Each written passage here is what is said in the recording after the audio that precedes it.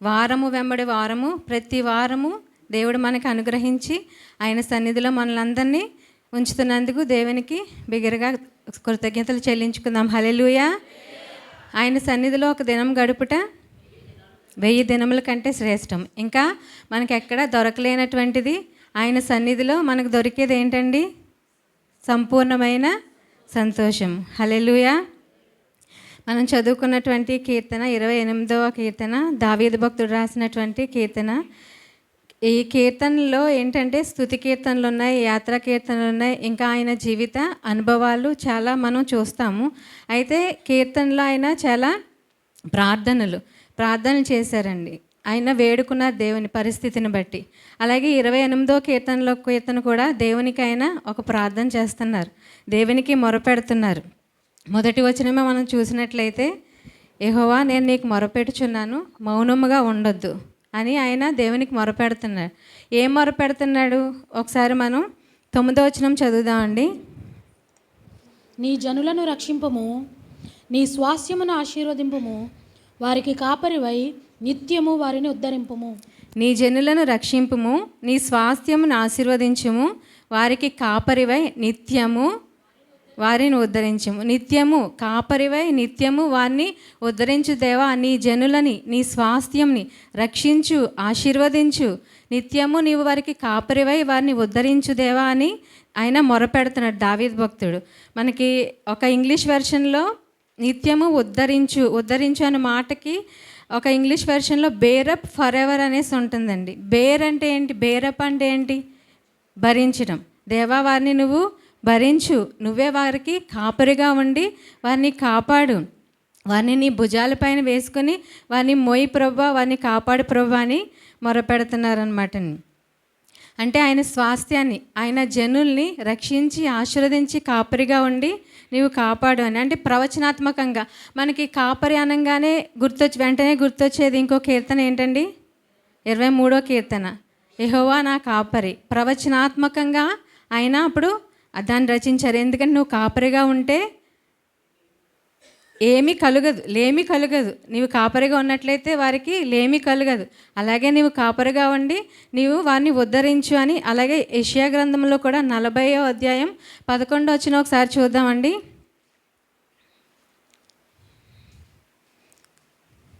యెషయా ప్రవక్త కూడా గొర్రెల కాపరి వలె ఆయన తన మందను మేపును, తన బాహువుతో గొర్రె పిల్లలను కూర్చి రొమ్మును ఆనించుకొని మోయును, పాలిచ్చు వాటిని ఆయన మెల్లగా నడిపించును. ఆయన ఏం చేస్తున్నారని ఆయన ఇక్కడ ఈ ప్రవచనాత్మకంగా ఆయన అక్కడ ఈ వాక్యంలో రచించారండి.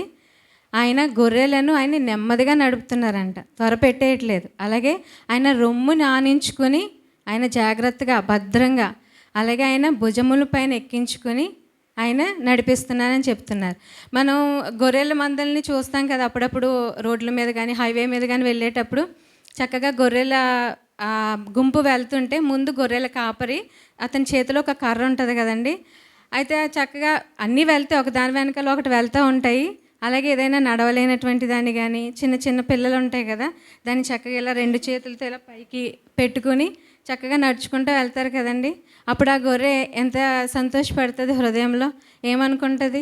నేను నా యజమానుడిని, నా కాపరితో ఉన్నాను, నన్ను చక్కగా ఎత్తుకొని మోస్తున్నాడు అనేసి ఎంత సంతోషంగా, నాకు ఇంకేం భయం లేదు, ఏ చింత లేదు అని ఎంత సంతోషపడుతుంది కదండి. అలాగే ఆయన కూడా మనల్ని మోస్తానని చెప్తున్నారు. ఆయన మనల్ని భుజం పైన వేసుకుంటాను అంటున్నారు. కాబట్టి మన హృదయాన్ని ఆయనకు అప్పగించి, మన జీవితాన్ని ఆయనకు అప్పగించినట్లయితే ఇంకా ఆయన మనల్ని ఏం చేస్తారో, ఎలా నడిపిస్తారో, ఆయన మనకి ఎటువంటి కాపరిగా ఉంటారో ఒకసారి మనం చూద్దామండి. యోహాను సువార్త 10వ అధ్యాయం 27వ వచనం ఒకసారి చూద్దాం.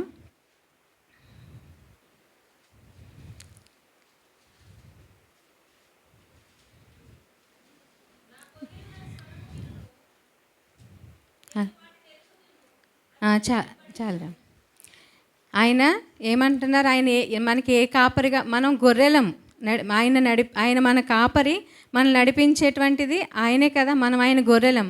ఆయన గొర్రెలుగా మనం ఉన్నప్పుడు, ఆయన మార్గంలో మనం నడుస్తున్నప్పుడు ఆయన ఏమంటున్నారు?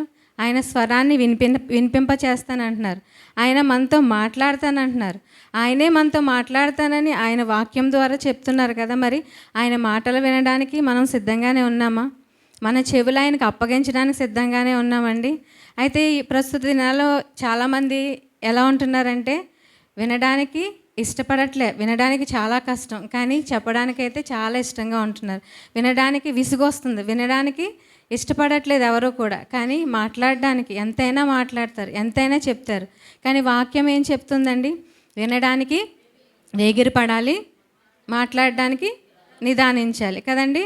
వాక్యం చెప్తుంది మాట్లాడడానికి నిదానించు, వినడానికి వేగిరపడమని చెప్తుంది, దేవుని వాక్యం చెప్తుంది. అయితే దేవుడు వినండి నేను మాట్లాడతాను అంటున్నాడు, వినడానికి వేగిరపడండి అంటున్నాడు. అయితే మనం వినవలసింది ఏంటి? మనం ఏం వినాలని ఆయన ఏం కోరుకుంటున్నాడు? మనం ఇప్పుడు చూసినట్లయితే సోషల్ మీడియా చాలా ఎక్కువైపోయింది. యూట్యూబ్ ఆన్ చేస్తే చాలు ఇష్టం వచ్చినాయి మనకి అబద్ధాలు, అబద్ధ ప్రవక్తలు, అబద్ధ బోధలు ఎన్ని వస్తున్నాయి. అదే కాకుండా ఇంకా ఎన్నెన్నో లోకానుసారంగా జరిగేటువంటివి. ఒక అబద్ధాన్ని నిజంగా నిరూపించేయాలని, అవును కాదు అన్నదాన్ని అవుననిపించాలని, లేదు అన్నదాన్ని ఉన్నట్టు చేయాలని ఎన్ని అబద్ధాలు మనం నిజంగా చూసినట్లయితే మనం ఏం వింటున్నామో కూడా అది మనం చాలా జాగ్రత్తగా గమనించుకుని వినేవారంగా ఉండాలి. ఒక వ్యక్తి ఒక బజారుకి వెళ్ళి ఒక మేకను కొన్నాడు. ఆ మేకకి తాడేసి తీసుకెళ్తున్నాడు. అయితే దాన్ని కాజేయాలని చెప్పి, దాన్ని దొంగిలించాలని ఒక 4-5 దొంగలు ప్లాన్ చేసుకుని అతను వెళ్తూ ఉంటుంటే ఫస్ట్ ఒక వ్యక్తి ఆగుతాడు. ఆగి అన్న ఎంత కొన్నారు, ఇది కుక్క చాలా బాగుంది, ఎంత కొన్నారని అడుగుతారు. అయితే అతను కొన్నది ఏంటండి? మేక. అతనేంటి అంటే అతనికి తెలుసు మేకనే కొన్నాడు ఇతను, కానీ దాన్ని వారు తీసుకోవాలి అతని దగ్గర నుంచి అని ఏదో రకంగా దారి నుంచి వారిని మళ్ళించి వాళ్ళ ఆలోచన మార్చాలని. కుక్క ఎంత బాగుందంటే అతను అప్పుడే కొన్నాడు కాబట్టి, బాబు ఇది కుక్క కాదు, ఇది మేక ఇది అనుకుని వెళ్ళిపోయాడు. మళ్ళీ రెండో వ్యక్తి ఎంత కొన్నారు, అదే ప్రశ్న, ఈ కుక్క బాగుంది ఎంత కొన్నారంటే ఇది కుక్క కాదండి ఇది. కానీ అతనిలో రెండో వ్యక్తి అనేసరికి చిన్న అనుమానం ఏర్పడింది. ఇది కుక్క కాదు మేక అని అతనికి తెలుసు, అయినా కూడా ఇతను అంటున్నాడు కదా అని చిన్న అనుమానం. మూడో వ్యక్తి మరలా దగ్గరికి వచ్చేసరికి కుక్క బాగుంది ఎంత కొన్నారు అనేసరికి ఒకసారి ఇలా చూశాడు, ఇది కుక్క మేక అని కదండి. అతనికి ఇప్పుడు ఇంకా అనుమానం అనేది బలపడింది. నాలుగో వ్యక్తి దగ్గరికి వచ్చేసరికి మళ్ళీ కొంచెం దూరం వెళ్ళేసరికి కుక్క చాలా బాగుంది ఎంత కొన్నారు అనేసరికి అవును బాబు ఇది కుక్కే తీసుకొని ఇచ్చేసాడు. చూసారండి, మనం ఇది వినడానికి చాలా మనకి నవ్వుకోవడానికి బాగుంటుంది, కానీ దీంట్లో ఎంత సత్యం ఉందో కదండి. మనం వినేది కూడా, మనం ఏం వింటున్నాం వినేది కూడా చాలా జాగ్రత్తగా మనం ఆలకించేవారంగా వినుట వలన మనకి ఏమవుతుంది? విశ్వాసం పెరుగుతుంది. కాబట్టి మన విశ్వాసం ఎలా ఉండాలి? మంచిదై ఉండాలి, మనల్ని మంచి మార్గంలో నడిపించేదిగా ఉండాలి, మన రక్షణని మనకి డిస్టర్బ్ చేసే విధంగా, మన భక్తి జీవితాన్ని ఎంత మాత్రం పాడు చేసే విధంగా మనం వినేది ఉండకూడదు. అలాగే చాలామంది ఉంటారు ఈ రోజుల్లో అటు ఇటు, అటో కాలు ఇటో కాలు, ఆ పడవలో కాలు ఈ పడవలో కాలు. కొన్ని పుస్తకాలు, గ్రంథాలు ఉంటాయి, కథల పుస్తకాలు. కథ అంటే ఏంటి? ఒక కల్పితం, అనగనగనగా అంటే మొదలవుతుంది. అది చివరికి వచ్చేసరికి దానికి ఎండింగ్ ఏంటి? చేశారంట, అయ్యిందంట అంటే తప్ప అవును అన్నది దాంట్లో ఉండదు. ఆ కథల పుస్తకాలు ఫాలో అవుతారు, ఆ కథలను చదువుతారు, ఆ కథల్ని నమ్ముతారు, వింటారు, అటు పరిగెడతారు, ఇటు వస్తారు. ఆ కథల్లో ఉన్నటువంటి మనుషుల్ని, జంతువుల్ని పూజించేస్తారు. అక్కడ ఏదో జరుగుతుందంటే అక్కడికి వెళ్తారు, మళ్ళా ఇది కూడా కావాలి కదండి. కానీ మనకి దేవుడు అనుగ్రహించినటువంటి ఒక గొప్ప గ్రంథం మనకు ఉంది కదా, అది కథ కాదు కదా, మనందరికీ తెలిసిందే కదండి. ఇది కథ కాదు, ఇది దేవుడు మనకి ఇచ్చినటువంటి సత్యం. ఆయన వినాలి, నా మాట వినండి అంటున్నాడు కదా, వినేది చాలా జాగ్రత్తగా ఉండాలంటున్నాడు కదా. ఆయన మన మొత్తం జీవితాన్ని దీంట్లో పొందుపరిచి ఉంచాడు. మనిషి పుట్టిన దగ్గర నుంచి చచ్చే వరకు మనిషి జీవిత విధానము, జీవన విధానము, మన బిడ్డలు వాళ్ళ యొక్క ఎదుగుదల, మనకి ఎటువంటి జ్ఞానం కావాలి, మన శారీరక, భౌతిక, ఆత్మీయ ప్రతి విషయము దీంట్లో మనం ఎక్కడికి వెళ్ళక్కర్లేదు, ఏవేవో గ్రంథాలు చూడక్కర్లేదు, ఎవరి దగ్గరికి పరిగెట్టక్కర్లేదు.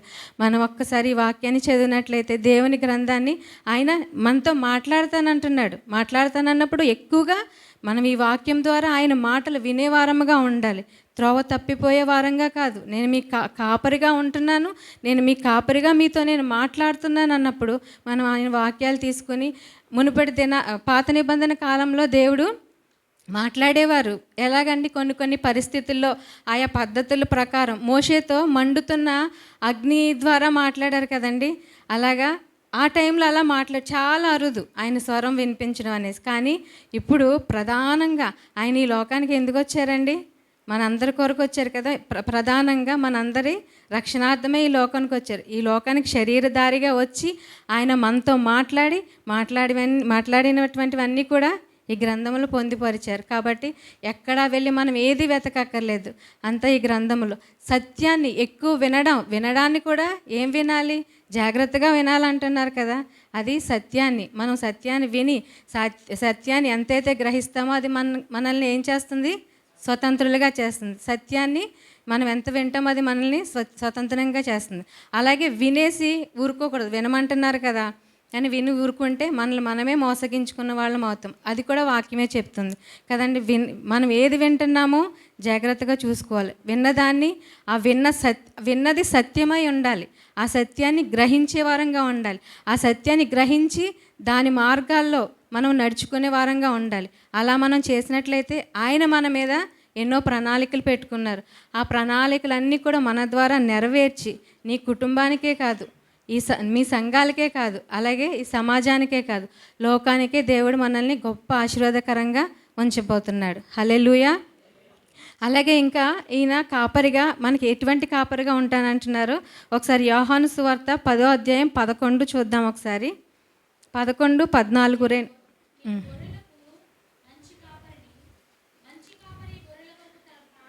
14 వచనం కూడా 14 వచనం 10, 14 అది చాలు. నేను గొర్రెల మంచి కాపరిని. ఆయన ఏమన్నారు? నేను గొర్రెలకు మంచి కాపరిని. అదే కదండి అన్నారు. నేను మంచి గొర్రెలకు కాపరిని అనలేదు కదా. మంచి గొర్రెలకు కాపరి అంటే ఒకవేళ మంచి గొర్రెలకు కాపరిని అన్నారనుకోండి, మంచి గొర్రెలు ఉంటాయి, కొన్ని చెడ్డ గొర్రెలు ఉంటాయి. ఆయన మంచి గొర్రెలకే కాపరి అని అనుకోవచ్చు. కానీ ఆయన నేను గొర్రెలకు మంచి కాపరిని అని ఎందుకన్నారంటే గొర్రెలన్నీ చెడినవే, గొర్రెలన్నీ త్రోవ తప్పినవే. అందుకనే రోమా 3:11 మనం చూస్తే నీతిమంతుడు లేడు, ఒక్కడునూ లేడు. అలాగే 3:23 రోమపత్రిక 3:23 చూస్తే భేదం ఏమీ లేదు, అందరము పాపం చేసిన వారమే. నీతిమంతుడు ఒక్కడూ లేడంట, భేదం ఏమీ లేదు, అందరము పాపం చేసిన వారమే. అంటే అందరము త్రోవ తప్పిన వారమే. అటువంటి త్రోవ తప్పిన వారిని ఆయన త్రోవలోనికి నడిపిస్తానని ఆయనకి మనందరికీ కూడా మంచి కాపరిగా ఆయన మన కొరకు వచ్చి ఉన్నానని ఆయన సెలవిస్తున్నాడండి. మత్తయి 7:9 ఆయన బిడ్డలంగా మనల్ని ఆయన త్రోవలో నడిపిస్తానంటున్నాడు. కాబట్టి ఆయన ఏం చేస్తానన్నాడు? మంచి ఈవులనే మనకి ఇస్తానంటున్నాడు, మంచిగానే మనల్ని నడిపిస్తానంటున్నాడు. కానీ మనమే అర్థం చేసుకోవట్లేదు ఆయన ప్రేమని.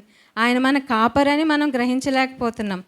ఇహలోకపు తల్లిదండ్రులే మత్తయి 7:9 చూస్తే మీ బిడ్డలకు రొట్టెని అడిగితే రాతినిస్తారా, చేపను అడిగితే పామునిస్తారా అని వాక్యం ఉంటుంది. కానీ మనిషి స్వభావ సిద్ధంగా చెడ్డవాడైనప్పటికీ కూడా తన పిల్లలు ఏమడిగినా సరే, అంటే అడిగేవి మాత్రమే, ఏది ఇవ్వాలి, బెస్ట్ ఇవ్వాలని కోరుకుంటాడు. ఒక తాగుబోతు తండ్రి ఉంటాడు, తాగేసి పడిపోతా లెగిస్తే వెళ్తూ ఉంటాడు. కానీ అతని ఇంటికి వెళ్ళేటప్పటికి బిడ్డలు ఉంటారు కదా, వాళ్ళకి ఏదో ఆ తాగిన ఆ మత్తులోనే నా బిడ్డలు ఏదో తింటారు, ఏదో పట్టుకెళ్ళాలి అంటే అతను చెడ్డవాడైనప్పటికీ, అతని స్వభావం చెడ్డదైనప్పటికీ కూడా నా బిడ్డలకి ఏదో ఇవ్వాలి, తింటారు కదా, వాళ్ళు ఎదురు చూస్తారు కదా అని ఏదో పట్టుకెళ్ళి ఇవ్వడానికి అతను ఇష్టపడతాడు. కానీ ఈ లోకంలో ఈ స్వభావ సిద్ధంగా చెడ్డవారైన తల్లిదండ్రులే అంత మంచిగా పిల్లల కోసం బెస్ట్ ఇవ్వాలని చూసుకున్నప్పుడు అడిగితే ఖచ్చితంగా అడిగితే తల్లిదండ్రులు ఖచ్చితంగా బిడ్డలకు ఇవ్వాలనుకుంటారు. కానీ దేవుడు మనం అడిగిన వాటికంటే, ఊహించిన వాటికంటే ఆ కిందనే ఉంటుంది కదా పరలోకపు తండ్రి, మన పరలోకపు తండ్రి అంతకన్నా మంచి ఈవులు మనకి ఇవ్వడానికి మంచివాడు కాబట్టి, మంచి కాపరి కాబట్టి, మంచి ఈవులు మనందరికైనా ఇవ్వని ఉద్దేశించి ఉన్నాడు. అడుగు వాటికంటేను, ఊహించు వాటికంటేను మనం అనుకుంటాం, నేను ఇలా అవుతుంది అనుకున్నాను కానీ ఇలాగ అయ్యింది, అసలు నిజంగా ఊహించలేదు, నాకు ఇంతే వస్తుంది అనుకున్నాను కానీ చాలా ఎక్కువ వచ్చింది, ఈ పరిస్థితి ఎలా ఉంటుంది అనుకుని ఎలా ఉంటుంది, కానీ మనం ఆశ్చర్యపడతాం. కానీ మన దేవుడు మంచి కాపరి కాబట్టి, మంచివాడు కాబట్టి తన బిడ్డలకి అడిగిన వాటికంటే మనం కొంచెమే అడుగుతాం కదండి. కానీ మనం అడిగే వాటికంటేను, ఊహించే వాటికంటేను మన తల్లిదండ్రులు మనం ఏది అడిగితే అదే ఇస్తారు. కానీ మన మనసు ఎరిగిన దేవుడు మనకి ఏది అవసరమని తెలుసుకుని ఆయన అడుగు వాటికంటే, ఊహించే వాటికంటే కూడా కొన్నిసార్లు మనం అడగం, మనసులో అనుకుంటాం. కానీ అది కూడా మనకి దయచేసే దేవుడు. పరలోకపు తండ్రి మనకి మంచివి అనుగ్రహించే దేవుడు. కీర్తనలు 85:12 కూడా అంటది, యెహోవా ఉత్తమమైన వాటినే మనకు అనుగ్రహిస్తాడు. మంచి వాటినే. తల్లిదండ్రులు ఎంత చెడ్డవారైనప్పటికీ పిల్లలకి ఇప్పుడు పని చేసుకునే ఉంటారు కదా, వాళ్ళ పిల్లలకి మంచి మంచి స్కూల్లో జాయిన్ చేసి మంచి ఎడ్యుకేషన్ ఇవ్వాలని వారు ఎంత కష్టపడ్డా సరే అప్పులు చేసి పిల్లలకు కట్టి వారు ఒక మంచి పొజిషన్లో ఉండాలని చూసుకుంటారు కదండి. అలాగే ప్రతి ఒక్కరూ కూడా తల్లిదండ్రులు తన పిల్లలకి ఒక మంచి స్థితిలో వారిని ఉంచాలని. అలాగే మన పరలోకపు తండ్రి ఉత్తమమైనవి మంచి వాటిని, మంచి ఈవుల్ని మనందరికీ ఉద్దేశించాడు. ఇవ్వాలని ఆయన మనల్ని చూస్తున్నాడు మన కొరకు. ఆయన మంచి కాపరిగా మనకు ఉంటానంటున్నాడు.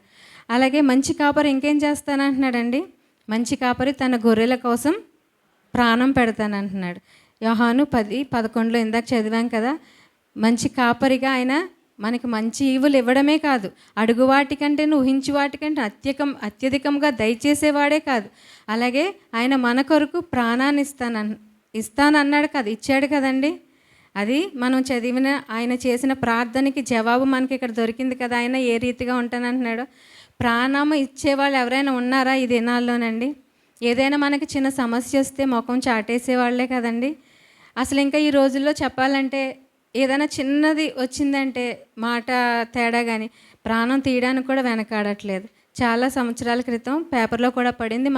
మా ఊరి దగ్గరలో అంటే ఇప్పుడు ఉన్నటువంటి సెలబ్రిటీస్, సినిమా యాక్టర్లో లేదంటే పొలిటీషియన్స్ వారి యొక్క ఎదుగుదల కోసం, వారి బాగు కోసం, వారి కెరియర్లో ఇంకా మంచి స్థితిలో ఉండడం కోసం ఒకప్పుడు కోళ్ళని, మేకల్ని బలిగా ఇచ్చేవారు. ఇప్పుడైతే నరబలి, మనుషుల్నే బలిగా ఇచ్చేస్తున్నారు. చాలా చోట్ల మనం చూస్తుంటాం కదా. పేపర్లు వేశారు మా వైపు. అది వాళ్ళ ఇంట్లో పాలేరు. అతనికి ఏంటంటే అతను కొంచెం బాగా ఉన్నతమైనటువంటి వ్యక్తి అనమాట, బిజినెస్ మ్యాన్. అలాగే చాలా పొలాలు అవి కూడా అతనికి ఉన్నాయి. అయితే అతని దగ్గర పని వాళ్ళు ఉన్నారు, పనిచేసేవాళ్ళు. మంచి యవనస్తుడైనటువంటి ఒక పాలేరు కూడా అతని దగ్గర ఉన్నాడనమాట. ఎప్పుడు కూడా సరిగా చూడరు వారిని, అతన్ని సరిగా పట్టించుకోరు, సరిగా భోజనం పెట్టరు. అతనికి గతి లేక అక్కడ వాళ్ళ దగ్గర పనిచేస్తున్నాడు అనమాట అండి. అయితే వీళ్ళది కొంచెం బిజినెస్ డౌన్ అవ్వడం, ఏం జరిగిందని ఇలా వెళ్ళిపోతారు కదా. వెంటనే వాళ్ళు పూజలు వాళ్ళ దగ్గరికి వెళ్ళి అడిగితే మీ పొలంలో నరబలి జరగాలి అనేసి అతను చెప్పేసరికి ఆ రోజు ఎప్పుడూ సరిగా చూడలేనటువంటి ఒక అతన్ని ఇది నిజంగా జరిగింది ఎక్కడో కాదు, మన మనం నివసిస్తున్న ప్రాంతాల్లోనే అతను తీసుకెళ్ళి మంచిగా చక్కగా బిర్యానీ చేసి పెట్టారంట. అయితే చక్కగా తిన్నాడు. ఎప్పుడు పెట్టరు కదా, వీళ్ళు ఇలా పెడుతున్నారేంటి, ఫోన్లే పెట్టారులే అనుకున్నాడంట అతను. అలాగే మంచి బట్టలు, కొత్త బట్టలు కొనిచ్చాడంట. చక్కగా వేసుకోరా అంటే వేసుకొని, నా తల్లిదండ్రులు ఇద్దరే ఉంటారు కదా, కొంచెం పెద్దవారు కదా, ఎప్పుడో తిన్నారు, వాళ్ళకు కూడా పట్టుకెళ్తానని కొంచెం బిర్యానీ ఇస్తానంటే సరే పట్టుకెళ్ళరా అంటే ఎంతో ప్రేమగా పట్టుకెళ్ళి ఇచ్చేసి తినండి అమ్మా అని చెప్పేసి ఇచ్చేసి మళ్ళీ వచ్చేసాడు. అయితే ఆ తెల్లవారి 4 ఆ ప్రాంతానికి పొలానికి తీసుకెళ్లారంట. అతన్ని తీసుకెళ్ళి అక్కడ అతన్ని చంపేశారు. అన్నీ చేసి చక్కగా ప్రేమగా చూసి చంపేశారు. అంటే ప్రాణం తీయడానికి కూడా, వారి ఎదుగుదల కోసం, వారి బాగు కోసం, వారు ఎలాగైనా నిలబడాలని ఒకరిని చంపడానికి కూడా వెనకాడట్లేదు కదా. కానీ దానికి కేసులు కూడా ఉండట్లేదు, బయటకు కూడా రావట్లేదు. అటువంటివి ఎన్నో జరుగుతున్నాయి. కానీ మరి అటువంటి మనుషులు ఉన్నటువంటి ఈ యొక్క సమాజంలో దేవుడు మన కోసం వచ్చి కేవలం మన పాపాన్ని రక్షించడం కొరకు ఆయన బలిగా వదకు తేబడిన గొర్రె పిల్లగా ఆయన మనందరి కొరకు ప్రాణం పెట్టాడు కదండి. కీర్తన 28:9 మనం చూసాం కదా, నీ యొక్క జనుల కోసం నీ స్వాస్థ్యంని రక్షించు, ఆ స్వాస్థ్యాన్ని ఆశీర్వదించు, మంచి కాపరిగా నిత్యము నడిపించని అక్కడ దావీదు ప్రార్థన చేస్తున్నాడు. దేవుడు ఇక్కడ సమాధానం ఇస్తున్నాడు. నేను వారికి మంచి కాపరిగా ఉన్నాను, నేను వారితో మాట్లాడే కాపరిగా ఉన్నాను, నేను ఇవన్నీ వారికి మంచి ఈవులనిచ్చే కాపరిగా ఉన్నాను, త్రోవ తప్పిన వారిని త్రోవలో నడిపించేవాడిగా నేను ఉన్నాను. కానీ వీటన్నిటికన్నా మించి వారి కోసం నేను నా ప్రాణాన్ని, ప్రధానంగా ఆయన వచ్చింది, ఆయన ఈ లోకానికి వచ్చింది ఎన్నో కారణాలు ఉండొచ్చు, కానీ ప్రధానమైన కారణం ఏంటండి? కేవలం మన పాపాలని రక్షించడం కొరకే, మనల్ని పాపం నుంచి తప్పించడం కొరకే, మన పాప పరిహార్థమై కేవలం ఆయన ఈ లోకానికి వచ్చి బలి అయిపోయారు. వీళ్ళు మనుషుల్ని బలి ఇవ్వడం కాదు, ఆయనే బలిగా మన కొరకు ఆయన అర్పించేసుకున్నారు కదండి. ఇంత చేసినటువంటి దేవాతి దేవునికి మనం ఏం చేయగలమండి? ఆయన మనకింత భాగ్యాన్ని ఇచ్చారు కాబట్టి ఆయన రాజ్య స్థాపనలో, ఆయన రాజ్యాన్ని నిర్మించడం కొరకు మనం అందరము కూడా ఆయన కొరకు జీవించే వారంగా ఉందాం. ఆమేన్.